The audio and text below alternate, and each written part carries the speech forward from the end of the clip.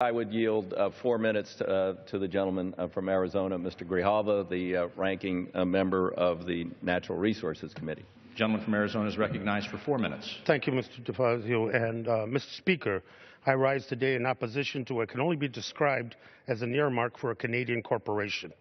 It speaks volumes about the Republican agenda as this new Congress convenes that the first order of business in the House and Senate is to rubber stamp the Keystone XL pipeline.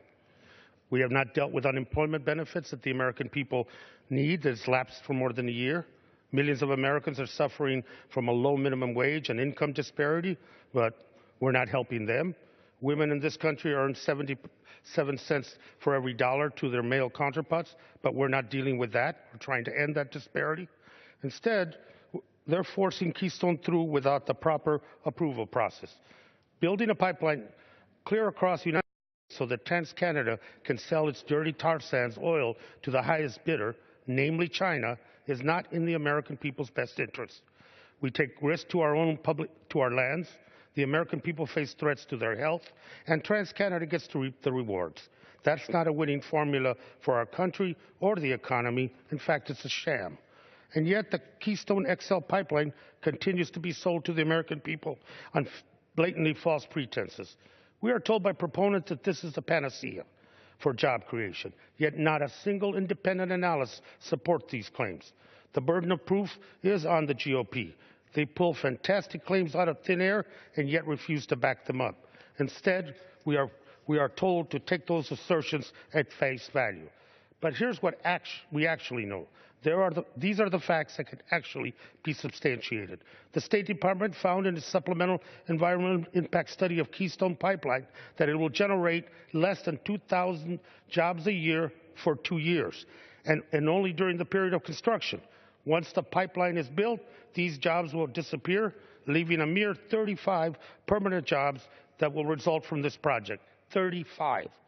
To put that in context, under President Obama, 353,000 jobs were generated in November and a total of 2.9 million in 2014. There's also the claim that it's going to lower gas prices for American people. Please.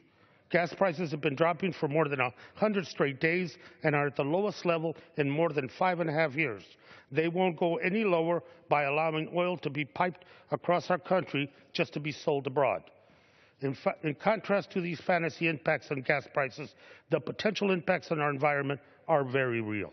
Not only will burning these tar sands add to global climate change, but any leak or failure and, God forbid, explosion will have disastrous impact on the environment.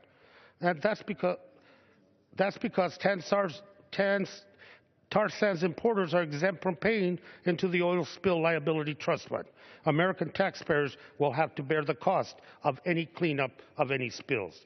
The public needs to know these facts, and that is why allowing 1 hour and not a single solitary amendment today robs the American people of a full debate and discussion.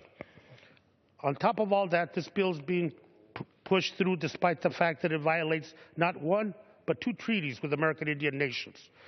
What does this say about the respect for the rule of law? If Republicans truly want to generate jobs for the American people, they should fully fund the Highway Trust Fund and support the Grow America Act to invest in the crumbling infrastructure all across this country, not helping Canadians build a superhighway for their dirty tar sands oil. We would not be just supporting 2,000 jobs per year for 2 years, but millions of jobs for American families across every congressional district.